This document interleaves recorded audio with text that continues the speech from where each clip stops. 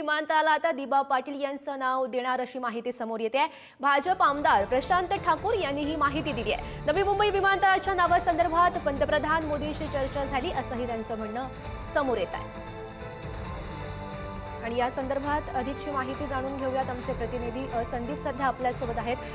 संदीप, खरं तर ही मोठी अपडेट म्हणावी लागेल। अगदी बरोबर आहे। नवी मुंबईच्या विमानतळाला अखेर दिबा पाटील यांचं नाव देण्याचा निर्णय जो आहे तो झालेला आहे असं म्हणता येईल। आजच्या बैठकीमध्ये